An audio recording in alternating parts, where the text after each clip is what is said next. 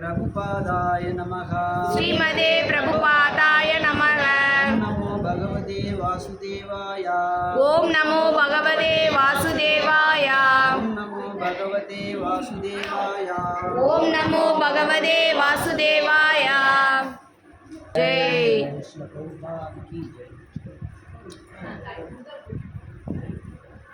ராமாயண புஸ்தகம் எல்லாத்தையும் வீட்டில் வச்சுருக்கீங்க? யாராவது வச்சுருக்கீங்க? ராமாயணம்லாம் வச்சுருக்கீங்களா வீட்டில்? இப்போ யாராவது குழந்தைங்களா இங்கே சொல்லி அது நம்ம வந்து ஒரு முக்கியமான விஷயம் என்னென்னா, ராமாயணம் அப்படின்னு சொன்னாலே சாதாரண ரொம்ப பழமை வாய்ந்தது அப்படியே பேசிட்டு போயிடுவான். இந்த மாதிரி அங்கே இது பாருங்க, இந்த பக்கம் பார்த்து உட்காருங்க. முதல்ல அங்கே தனியாக பேசிட்டு இருக்கியா? உண்மை தான், இதுதான் தினம் சேவிச்சாலும் பதுமை தான். பகவான் வந்து எப்போவுமே புத்தளமையோடு இருப்பதுதான். பழமைக்கு பழமை, புதுமைக்கு புதுமை. பௌதீக உலகத்தில் தான் நமக்கு பழமை புதுமை. அவர் ஆதி புருஷர் எப்போவுமே புத்த புருஷாக தான் இருப்பார். என்றைக்குமே அது பழசை. ராமாயணமும் அதே மாதிரி தான். ராமாயணம் என்பது பழம்பெரும் காவியமாக இருந்தாலும் நம்ம அணுகிற பொறுத்து இருக்கு, நம்ம பயன்படுத்துறதை பொறுத்து. சரி, இப்போ ஸ்ரீராமநவமி வந்து உற்சவம் நம்ம இதுக்கு தான் நம்ம 2 வருஷம் தான் நல்லா பண்ணுறோம். நான் பேசுகிறது கூட 4-5 நாளைக்கு மேலே சொல்லிகிட்டே இருந்தேன். பொதுவாக சொல்லுவேன், பெருமாள் கோயில்னா கிருஷ்ண ஜெயந்தி ராமநவமி ரெண்டுமே முக்கியம் தான். கண்ணன் பிறப்பு கொண்டாடி ராமநவமி விடவும் கூடாது. இன்னும் சொல்லப்போனால் கண்ணனோட ராமர் தான் தமிழ்நாட்டுக்கு ரொம்ப தொடர்புடையவர். தமிழ்நாட்டில் அவருடைய திருவடி பட்டு இருக்கு. அப்படி இருக்கும்போது ராமநவமி மறந்து போச்சு. அந்த அளவுக்கு ஆகிட்டாங்க இப்போ ஜனங்கள். அது பெருமாள் கோயில் இடத்துல மறக்கலாமா? ராமநவமியை மறக்கவே இல்லை. நம்ம வந்து செலவு பண்ணுறது முக்கியம் கிடையாது, ஆத்மார்த்தம் நம்ம பங்கெடுக்கிறதா முக்கியம். செலவினங்களை போட்டுறதோ குறைக்கிறதோ அது அப்புறம். நம்ம உடல் ரீதியாக ஆத்மா ரீதியாக வந்து சேரணும், அதை அனுபவிக்கணுங்கிற ஆசை இருக்கும். கோயில் இல்லைன்னா பரவாயில்ல, வீட்லேயும் செய்யணும். இது ராமரை பற்றி தெரியாதுன்னு யாருமே இருக்க முடியாது இந்தியாவில். இன்னும் சொல்ல உலக அளவிலே சொல்கிறாங்க. மலேசியா எல்லா ராமாயணம் எல்லா நாடுகளுக்கும் போயிருக்கு, எல்லா லாங்குவேஜ்லையும் போயிருக்கு. சிங்கப்பூர், மலேசியா எல்லா நாடுகளுக்கும். ஏன்னா ராமரே தசரதர் எல்லா இடத்தையும் ஆண்டவர் இல்லையா? ஆமாம், இல்லை நான் வெளிநாட்டுக்கே போயிருக்கு சொல்லுவேன். வடநாடு அப்படித்தான் போயிருக்கு. ராமாயணம் எல்லா நாடுகளுக்கும் போயிருக்கு. அப்படி இருக்கும் பொழுது ஸ்ரீராமநவமி வந்து நமக்கு வந்து ரொம்ப முக்கியமான நாள்.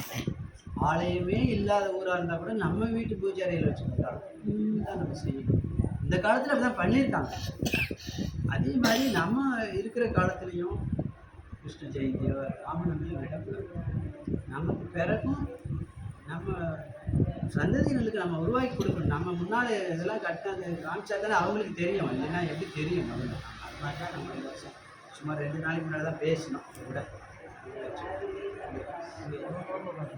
பேசாமல் முக்கியமாக வந்து இந்த மாதிரி திருவிழாக்கள்லாம் கொண்டாடணும். அதுதான் முக்கியம். ஆலயத்துக்கு வந்து முக்கியமே நம்ம சக்திக்கு முடிஞ்ச வரைக்காவது திருவிழாக்கள் கொண்டாடுறது தான் பகவானுக்கு விருப்பம்.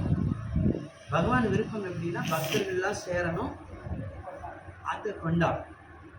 குழந்தையும் தெய்வமும் கொண்டாடுற இடத்துல கொண்டாட தான் நம்ம பகவானுக்கு ஆனந்தம் அதிகமாகும். பகவானுக்கு ஆனந்தம் அதிகமாகும் போது கிராமத்துக்கே நல்லது நடக்கும், ஜனங்களுக்கு நல்லது நடக்கும், எல்லா ஜீவராசிக்கும் நல்லது. நம்ம இந்த மாதிரி விசேஷ நாட்களை பயன்படுத்தணும். நம்ம இப்போ ஓரளவுக்கு சில விசேஷ நாட்களை பயன்படுத்திகிட்டே இருக்கோம். அவங்களுக்கு தகவல்லாம் கொடுக்குறாங்க, ஃபோன் பண்ணி பண்ணுறாங்க. முடிஞ்ச வரைக்கும் கலந்துக்குப்பாங்க. இந்த விசேஷ நாட்கள் கூட கலந்துக்காம இருந்தால் நம்ம அப்புறம் நமக்கு அவர் கூட தொடர்பு விட்டு போயிடும். அப்படி வரும்பொழுது சரி, இந்த மாதிரி விசேஷ நாள்லாம் கொண்டாடும் பொழுது பகவான் வந்து நல்லா திருப்தி அடைகிறார்.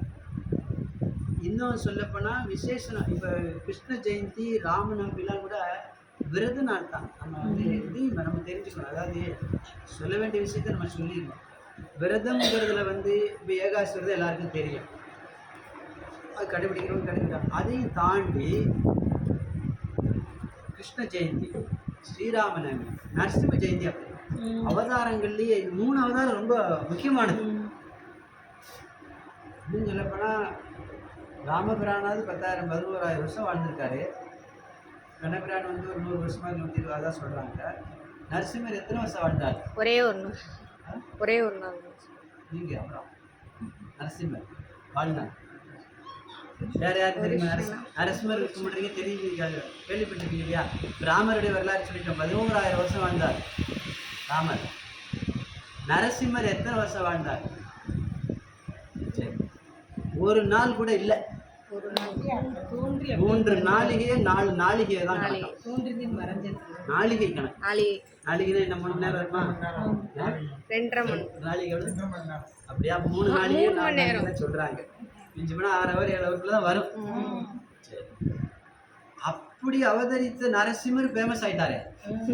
அதான் இங்க பார்க்கறது. எத்தனையோ யுகங்களுக்கு முன்னால வேற. இப்போ ராமருக்கு முன் யுகத்துல முன்னால லட்சக்கணக்கான.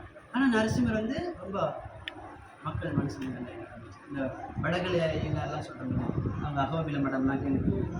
நரசிம்ம ஜெயந்தி வந்து நம்ம வந்து கொண்டாடும். அதை ஞாபகம் வச்சுக்கலாம். இப்போ அதில் நான் ஞாபகப்படுத்தல. நரசிம்மருக்கு என்ன விசேஷம் அப்படின்னா, பக்தனுக்காக பக்த பிரகலாதனுக்காகவே அவதரிச்சது. அதுவும் பிரகலாதன் என்ன ஒரு 7 வயசு. பக்திக்கு வயசே கிடையாது. அது சொல்லுவாங்க 50ல் பார்க்கலாம் 60ல் பார்த்துக்கலாம்லாம் கிடையாது. பக்திக்கு வயசே கிடையாது. நம்ம ஆசைப்படணும். அந்த பிரகலாதனுடைய வயசு 7 வயசுக்கு நினைச்சு பார்க்கணும். தூணை பார்க்கும்போதுலாம் நரசிம்மர் ஞாபகம் தான் வரணும். தூணை பார்த்தாலே நரசிம்மர் ஞாபகம் தான் வரணும். அப்படி 3 அவதாரங்கள் சிறப்பு மிக்கது. கிருஷ்ணாவதாரம், முன்னாடி எடுத்து நரசிம்ம அவதாரம், ராமாவதாரம், கிருஷ்ண அவதாரம். முடிஞ்ச வரைக்கும் 3 பிறந்த நாள்னு சொல்லக்கூடாது, அவதார நாளையாவது நம்ம ஞாபகம் வச்சு அன்றைய நாள் என்ன விரதம்ங்கிறது ரொம்ப கஷ்டமே கிடையாது. நம்ம வந்து 2 நாளா 1.5 நாள் அப்படிலாம் கிடையாது. இன்னைக்கு பாருங்க, இன்னைக்கு ஸ்ரீராமநவமி வருது, பகல் மட்டும்தான் விரதம். விரதம் அப்படி முழு பட்னியோடு இருக்க வேண்டிய அவசியம் கிடையாது. உணவு மாற்றம் இங்கே அப்படிதான். நிறைய பேர் விரதம்னாலே ஐயோ விரதமா நம்மளால அப்படின்னு பயப்படுறாங்க. அது தேவையே இல்லை. நம்ம அந்த வார்த்தையை கூட இப்போ பயன்படுத்தும் மக்களுக்காக விரதம்னு சொன்னாலே பயப்படுறாங்க. விரதம்னே சொல்றது கிடையாது. இப்போ நம்ம வந்து உணவு மாற்றம் அப்படி வச்சுக்கலாம். அப்படி சொன்னாலே புரிஞ்சுக்கிற மாதிரி இருக்கும். என்ன உணவு மாற்றம்? அன்றைக்கு வந்து நம்ம வந்து சமையல் வேலைக்கிட்ட போகாமல் இருக்கிறதுக்கான வழிமுறையை கொடுத்துருக்காங்க. நம்ம அதாவது இந்த மாதிரி கிருஷ்ண ஜெயந்தி, ஸ்ரீராமன் என்ன சொல்றாங்கன்னா, பௌதீக விஷயங்களை குறைச்சிக்கிட்டு நம்மளுடைய சிந்தனையும் நம்மளுடைய உழைப்பையும் பகவானுக்கு இன்றைக்கு ஒரு நாள் அப்படி பயன்படுத்தணும். அப்படிதான் சாஸ்திரங்கள் சொல்லியிருக்கு. அப்போ பட்டினி கிடக்க சொல்லலை. பால் எடுத்துக்கலாம், பழங்கள் எடுத்துக்கலாம், சமைக்காத உணவுகள் அதுதான் மெயினாக வேணும். தானிய உணவுகளை கட் பண்ணிக்கலாம். இது ரொம்ப சிம்பிள் தான். இந்த மாதிரி விரதம் இப்போ ராமநவமி விரதம் இருந்தால் எவ்வளவு புண்ணியங்கள்ன்றதுலாம் அந்த கிரந்தங்களில் போட்டிருக்கு. அது நம்ம இந்த முறையில் முன்கூட்டியே சொன்னோம். ராமநவமி விரதம் இருந்தால் அவ்வளவு பாக்கியமா, அவ்வளவு புண்ணியங்கள்லாம் சொல்கிறாங்க. நிறைய விஷயங்கள் இருக்குது. அதில் யூடியூப்லேயே வருது, ஒன்று இப்போ வந்துட்டு நமக்கு. அதனால நம்ம இந்த முக்கியத்துவத்தை தெரிஞ்சுக்கணும். விரதம் இருக்கும்போது என்ன விரதத்துடைய நோக்கம் என்னென்னா, நம்ம பகவானோட அந்த நாளில் நெருங்கி இருக்கணும். அன்றைய நாள் அன்றைக்கி ஒரு நாளைக்கு பேங்க்கு போகிறேன், அங்கே போகிறேன், இங்கே போகிறேன் நேரத்தை வேஸ்ட் பண்ணாமல் இருக்கணும்னு சொல்லி சத்சங்கத்தை சொல்கிறாங்க. அதுதான் மெயின். அந்த மாதிரி விசேஷ நாட்களுக்கு நம்ம முடிஞ்ச வரைக்கும் பகவானோட தொடர்பில் இருக்கிறது தான். என்ன தொடர்பு? அவருடைய நாமங்களை சொல்லலாம், கீர்த்தனை பண்ணலாம். இந்த இன்னைக்கு